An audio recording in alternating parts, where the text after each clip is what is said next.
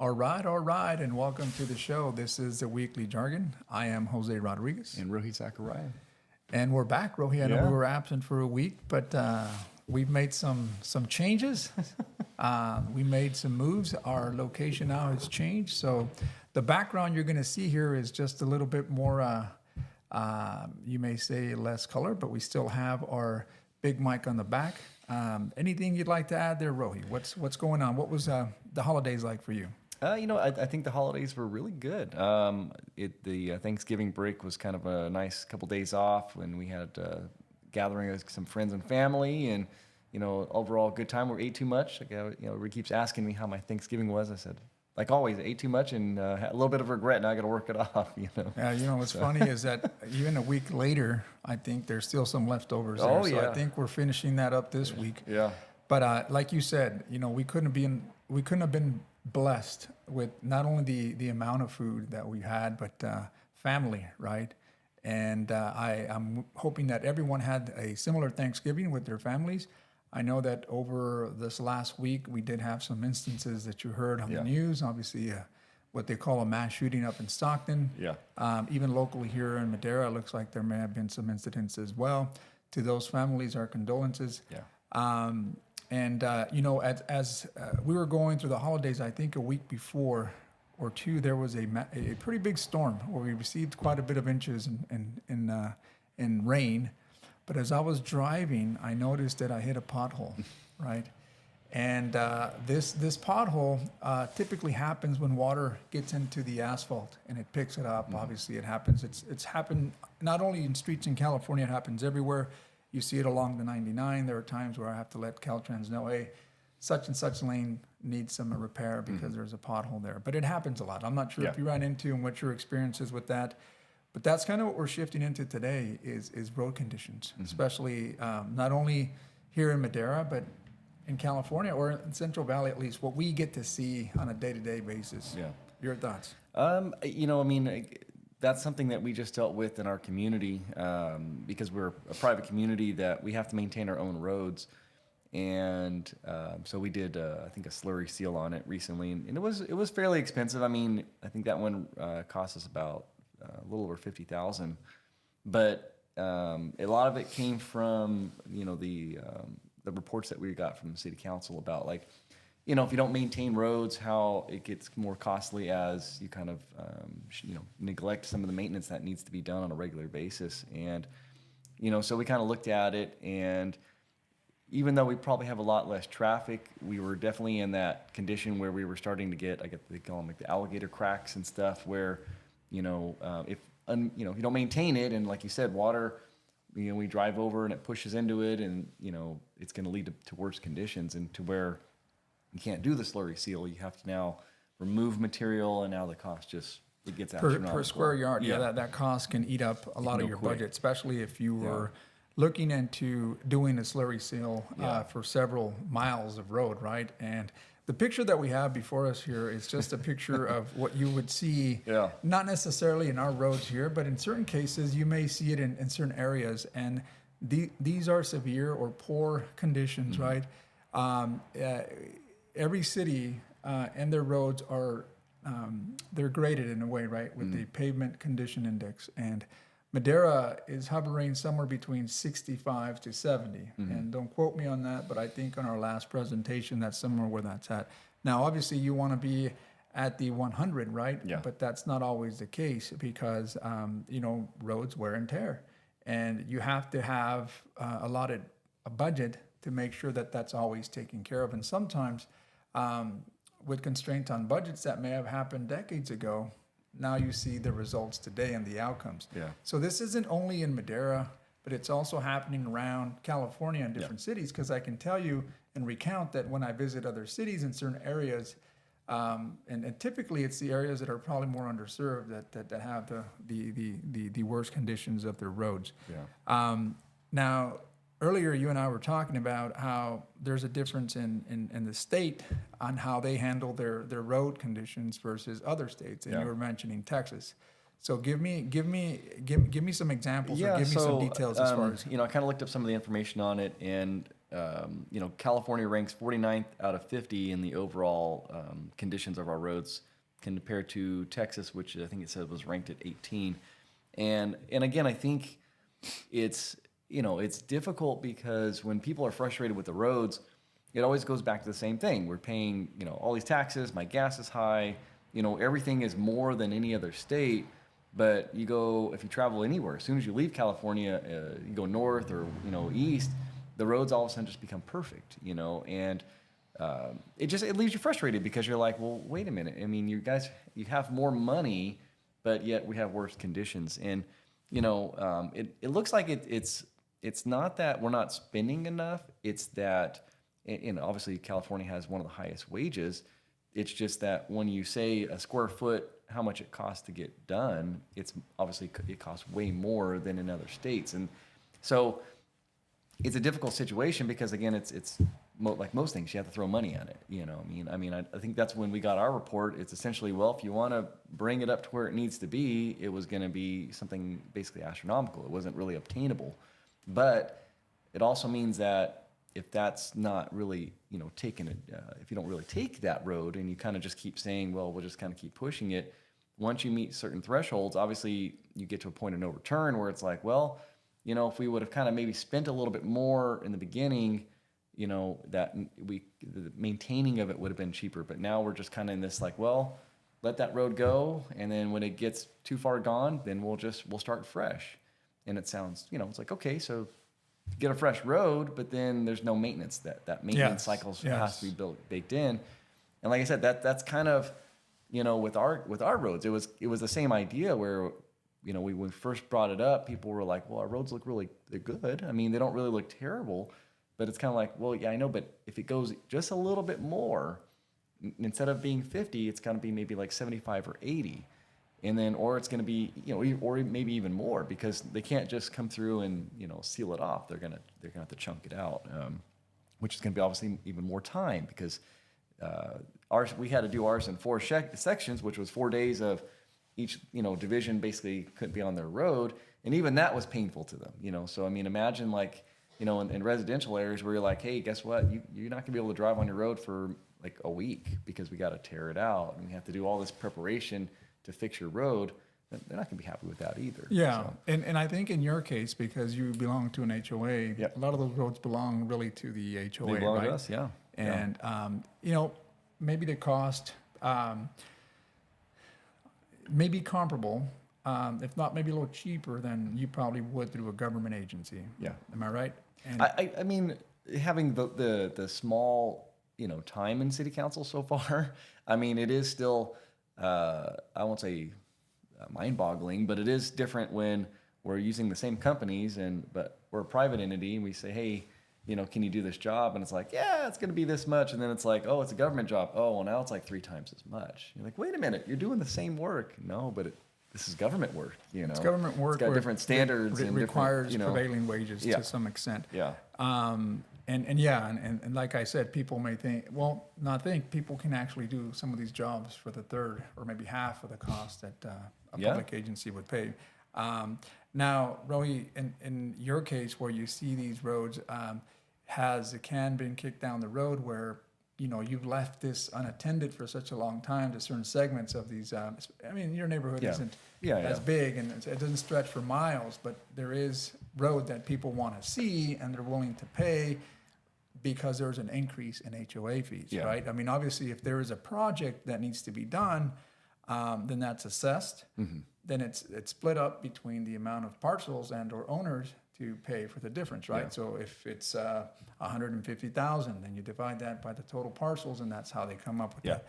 Well, property taxes work a little different here in California, and I wanted to make sure we reference that because in California, with Prop 13, then it's not like you can just say, hey, there's an assessment for all the roads and we want a PCI of this level. Yeah. So therefore we're going to assess the whole thing to every individual parcel.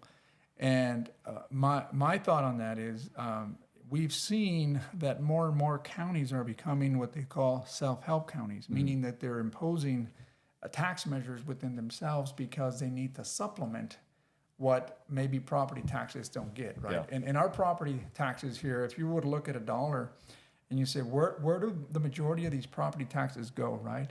And you look at that dollar, where at least over 50% of the property taxes go to schools. I know. Right? Oh, I know. We were having that talk Yeah. yesterday with one of my customers. And then maybe 12% to 18% come back to the county. The county then obviously splits that a certain amount of that to the city. So the cities may receive anywhere between $4 to $5 million. And again, those numbers you can check the resources and check yourself. Again, this is what I recall in our last budget.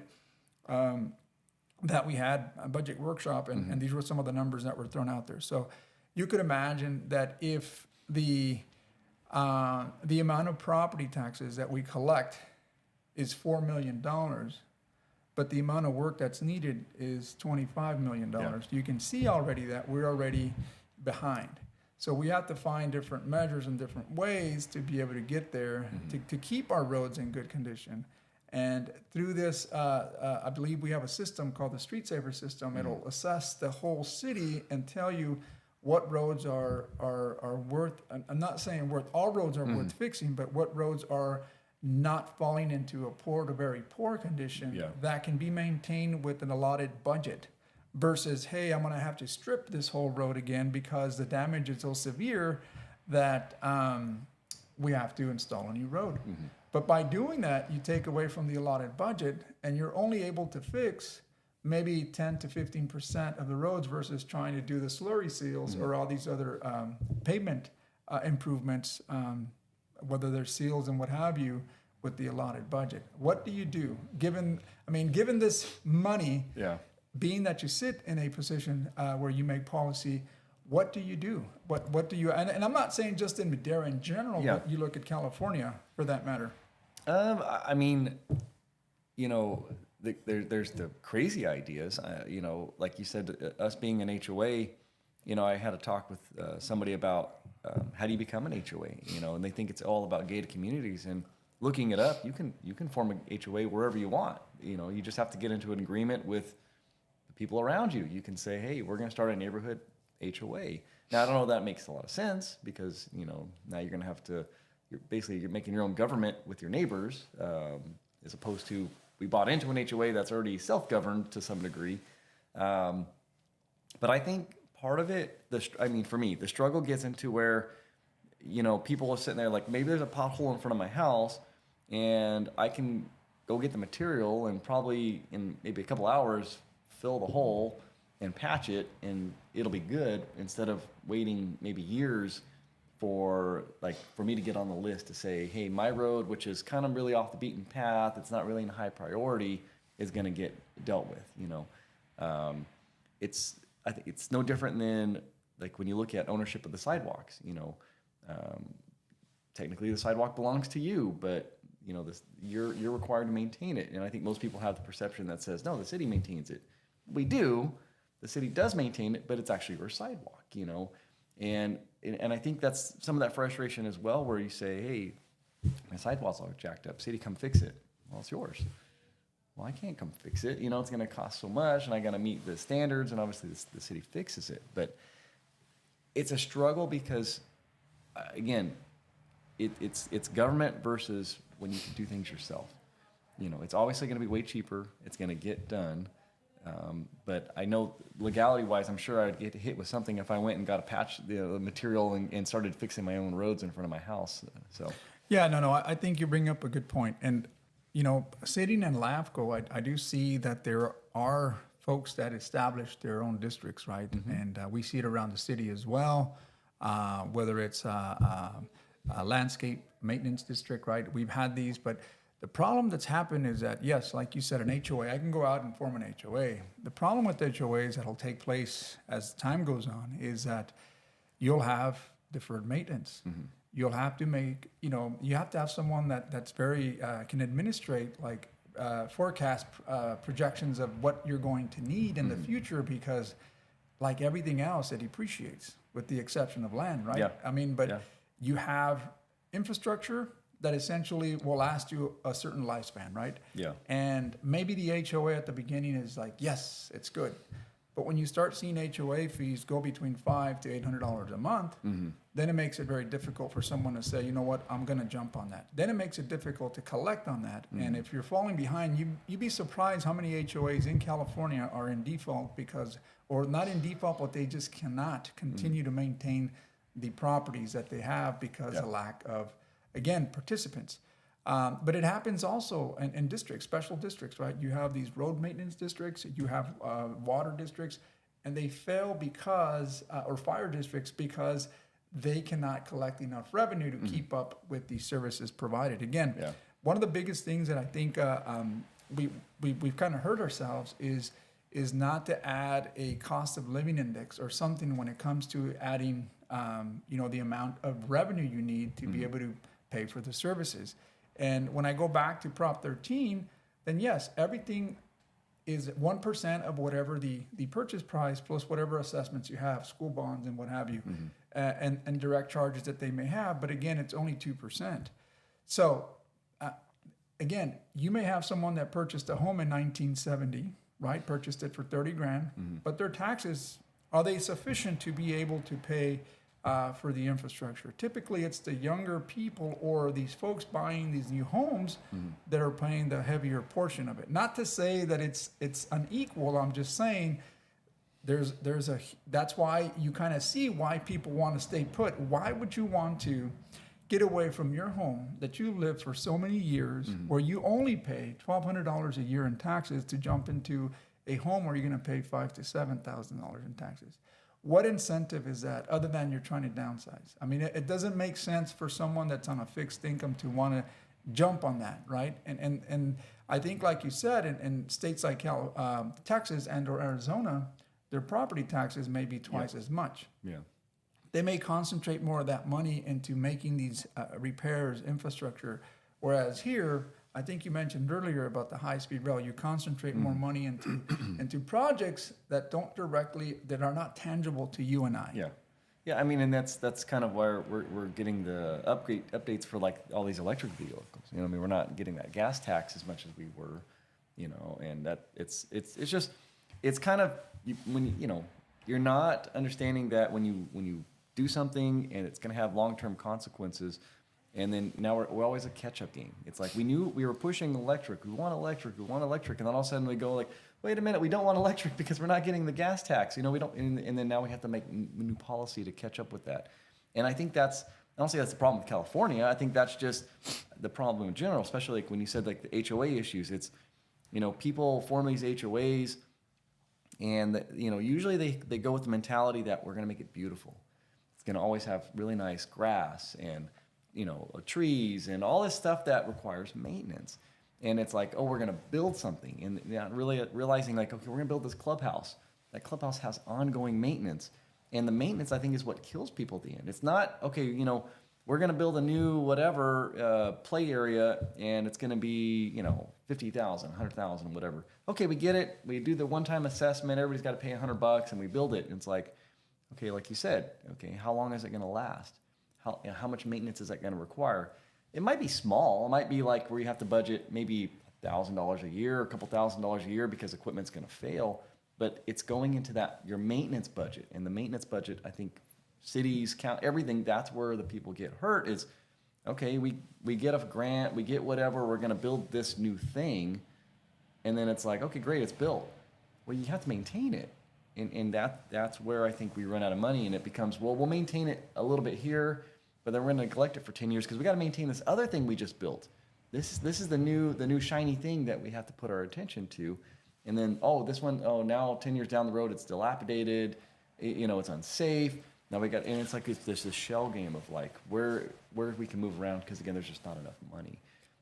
Kind of like the game of SimCity, right? I love SimCity. Yeah, I love it. That, in a way, kind of tells you that, hey, if you're trying to build out and you have this much to maintain, to build. I think that should be a requirement before you can run for government. You got to play. You got to beat a certain level of SimCity to prove you're smart enough to understand. And like you said, but I think that when folks come into the city, whether it's an administration or what have you, they inherit previous administration's issues that sometimes were not necessarily, hidden underneath the rug, but essentially they'll come back to haunt you. And we've had that issue here in our city, not only with our sewer lines, and, drainage and what have you, because back then I think, you don't really anticipate the growth that you're going to have, especially at such a rapid growth. And I think in the late 2000s, maybe late 90s and 2000s, we started seeing an increase in population here. My understanding that at one time you were looking at closer to 20,000, and that expanded now to 60-some thousand, right? So you could imagine, not only did it double in size, it almost tripled in size, and the amount of infrastructure, was it enough for the capacity of new residents, right? Whether it be sewer, water. So you could imagine how many people are flushing their toilets at a certain time, the amount, and that does take a toll on anyone that wants to undertake. So kudos to our city manager, because that's just like this system that you're, I'm like almost thinking of Homer Simpson and that nuclear reactor stuff, right? Just staying there, making sure that everything is running and is operational. But any little given leak or anything can create bigger problems. And we've seen that not only with our sewer infrastructure, but also our water wells may go down, our pressures. Now we're thinking of adding, above ground tanks to be able to provide the adequate pressure needed to provide and deliver that water that we need every day, right? So these kind of projects, like you said, SimCity, maybe that is a requirement for all of us, right? That we may have to take on that challenge to see if you really understand how the cities grow, and if you're going to grow, are you allocating for future maintenance, right? And I think we're starting to do that when we go through these new lighting districts, landscape districts. Any development that's coming in, we're adding you to this district because we feel that essentially, as property values go up, but we also have to collect for not only fire, road, sidewalks, and what have you, right? And people may say, well, you're double charging me. And I feel like the people that are buying these newer homes are getting the worst end of the stick, because now they're inheriting these new assessments that are coming. Not only a higher property tax value, but also the assessments that come with it, whether it's a Melrose or some other type of a tax involved there. Yeah, and I think, because California being the way it is and openness is the way it is, I think that adds to it as well. When you have development that, we're not like large cities where we can't expand, so, you kind of have to just keep building in this sphere.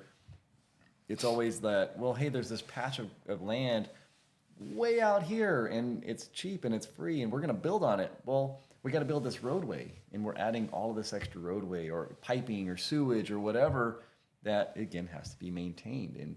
And so I know it's difficult because, we don't want to necessarily restrict a lot of our growth, but I think that kind of adds to, it's not just that we built a new complex, or this new housing complex, and now we're adding, so many thousands of people to this area. It's that this area, we have to get there, and we have to get the infrastructure there.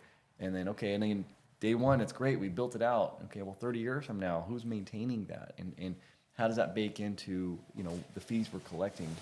That's the fascinating thing about LAFCO, is that it was really established to prevent sprawl development, right? And you see it now, because when it was established back in the 50s, then you started seeing like sprawl development people. But now, 50, 70 years later, you look at those districts, you look at those areas that are in desperate need of road maintenance, of desperate need of maybe fire service, police service, or even any other service, whether, and then part of our deal is to look at these reviews, municipal service reviews, to see if it's convenient for them to consolidate with other services similar, adjacent to their properties, right? Whether it's water, road, because essentially, who's maintaining that road maintenance district, right? Who's putting the money there? Who's collecting money from every parcel? After a while, you see not only potholes, especially if you go up in the the northeast part of Madera County, up at the top of the foothills. I mean, there are roads out there, with the exception of the state highway, that may need a lot of maintenance, right? And they argue, where is our money going? Where is our money going? Why are we not maintaining these roads? What's no different here in the city, right? And with Measure T, I know that there may be some controversy to that, but again, the self-help counties that impose this tax is to allow for us to get more of our local control of those dollars. Close to 80%, if not more, 85% of that money that we generate from the sales tax to be utilized in a way that's more appropriate for the city. In a case like you're talking about this slurry program, right? Well, we have money from this area that we can utilize to fix our roads, sidewalks, and what have you, because that's the number one complaint that you hear. Believe it or not, just the other day I received an email, and that email said, hey, this particular road here is being neglected because we see potholes everywhere. What's going on, right? And my deal is to now forward that to our public works and look at it, hey, what are we going to do about this? Depending on the condition of that road, it may be too severe to strip out and start over again. Yeah. So you may have to just patch it up. And unfortunately, like you said, with patches, that's only temporarily because once water gets in there, then the integrity of that infrastructure is out the door. So like you said, I think it's early preventative maintenance that certainly lasts a long time. And to your point, do we have enough revenue to do that, or are we misallocating that revenue? And I don't mean that here in the city, I mean that in general with California municipalities and the state. I mean, I think overall, and it's just the idea that you have to, I don't think you can do an overnight. Like, I don't think we can pass something tonight and say, you know what, that's it. Let's spend I think it was like 120 million and fix all the roads. Like, 'cause that's not feasible. But I think there does have to be the mentality that says, if this is going to be a focus, if we say like, look, yes, every year let's increase the budget by a certain percentage or dollar amount to get to a point where the maintenance budget is like maybe, you know, I don't know how much miles or square yardage that we do of the slurry, but you know, maybe it's a program that just says, look, every year we're going to increase that square footage by a certain percentage. We're just going to keep slurry more and more roads, knowing that by doing that, we're going to slowly just keeping that index going up, because this road's not going to get worse. It's in that maintained area, but we got to add more. And then as you get to that point where you say, all right, we ripped up this road, it's beautiful, it's brand new. Okay, but what's the 5-year plan? Because in 5 years, you got to slurry it. If you don't, then we're in that decline again, where we're just going to build it and just let it decline, build it and let it. So I would say that, to me, that would be the only way. Now, like every budget, that means either more taxes or something's reduced. And I think that's where the politics hits, because it's not that easy. Because if I say, hey, we're cutting this program, and maybe it's parks, or maybe it's, like you said, the maintenance around the city, you know, something else is going to have to give up, or we have to collect more money. And that's where, you know, it hits that road. I think the word itself now, I mean, with taxes especially, right? I mean, you have folks on one end saying limited government, no taxes, right? And then you have others, hey, the government should be involved more. Yeah. So, and I think there's where the problem lies sometimes, is how do you find a balance of where you have an efficient government working for the people, right? Working for the people, meaning, you know, taking care of its businesses and also taking care of its residents.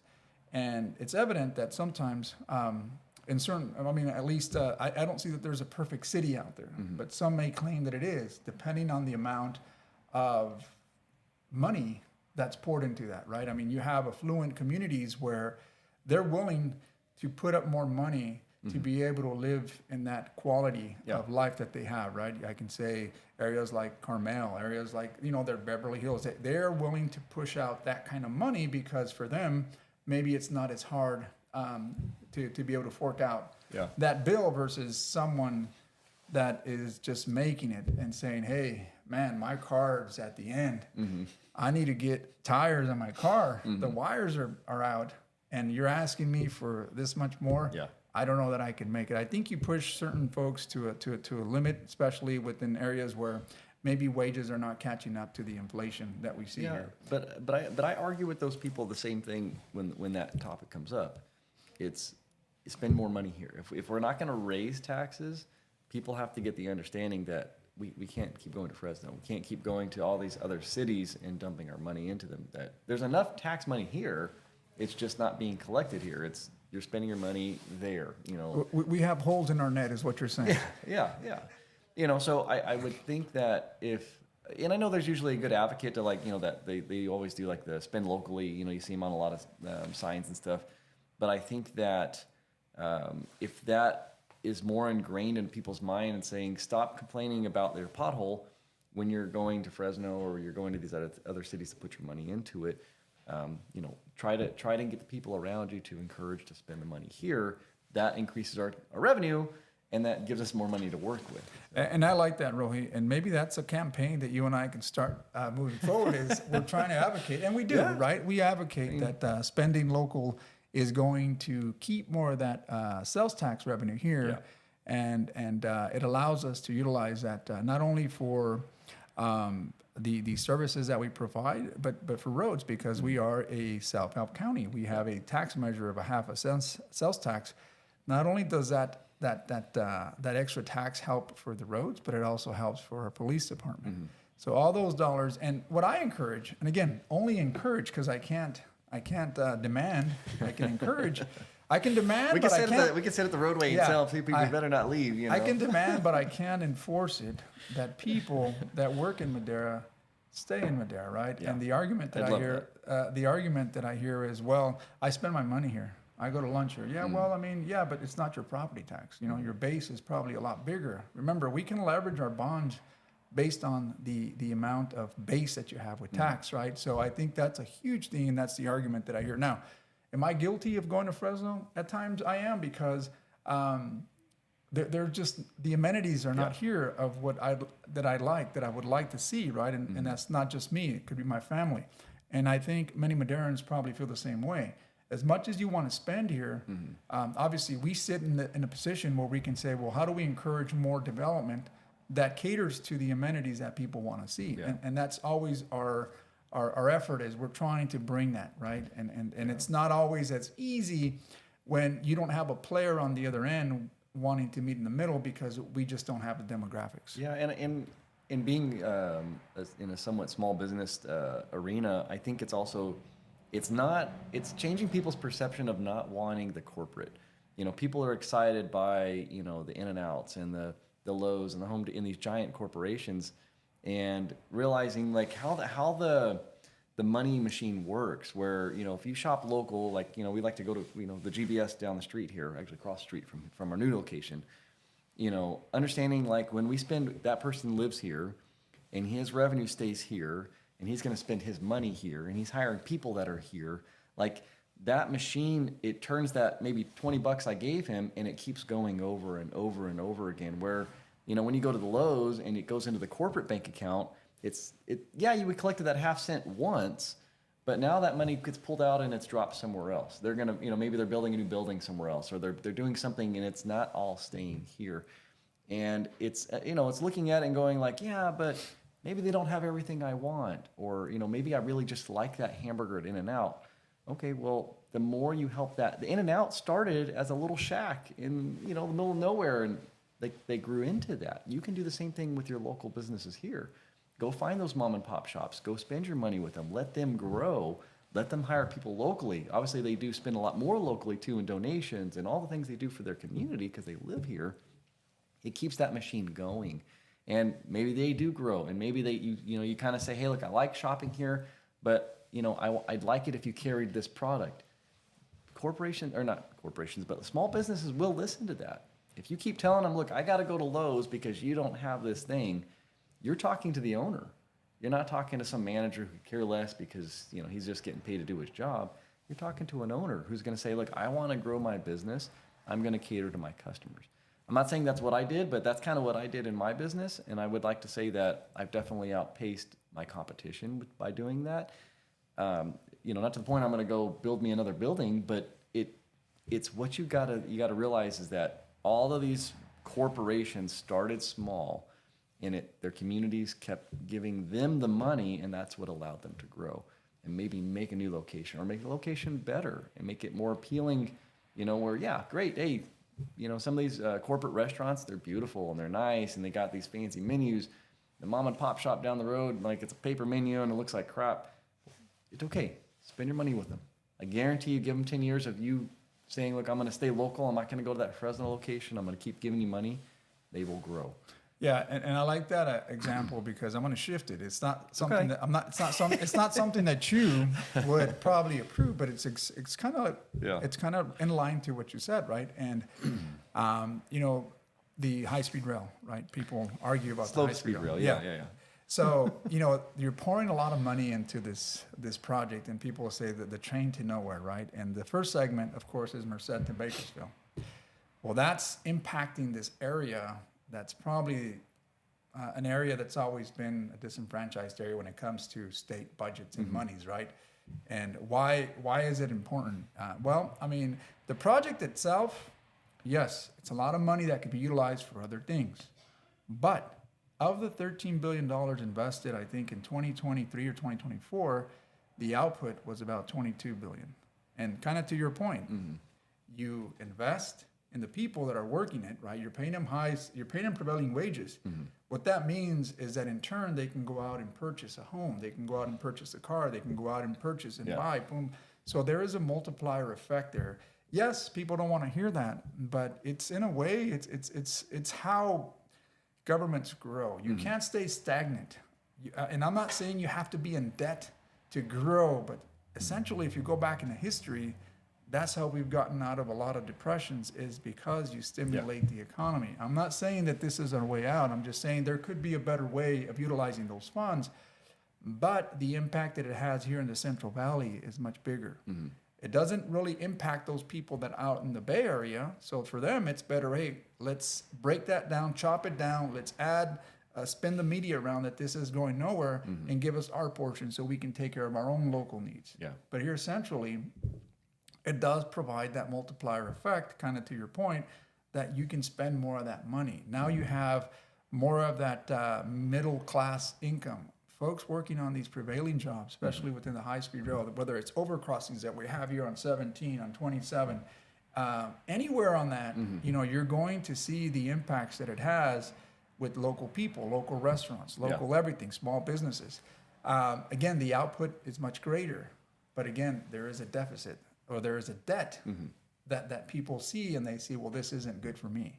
Well, think about it. Indirectly, it does impact you. It impacts me because if someone that's working for these prevailing wages needs a loan, they're going to come to me, the small business, to be able to give them that and cater to that need. No different with you. I wanted to throw that in there, not because I'm for the high-speed rail. I'm for, like you said, investing in local economies, and Madera being one of them that's probably benefiting a bit from that. I'm not saying directly, indirectly, it's benefiting. And like you said, I think with taxes, we can certainly support our local stores and our local communities. That being said, our roads, yes, we are in great need of fixing, but know that your city is doing everything it can to make sure that we provide safe roads. If there's ever a pothole, make sure you call Rohi. Rohi is the latest council member, so he takes all those calls. No, frankly, you can reach out. I think we have an app where you can reach out, let us know where that pothole is. The city does have a responsibility and cannot neglect that once there is a road or pothole that's been notice has been given, we have to get out there and at least put cones or something to that nature. But anyhow, again, look forward to talking next week. Hopefully we have an exciting episode. But other than that, thank you again for watching. We look forward to seeing you next week.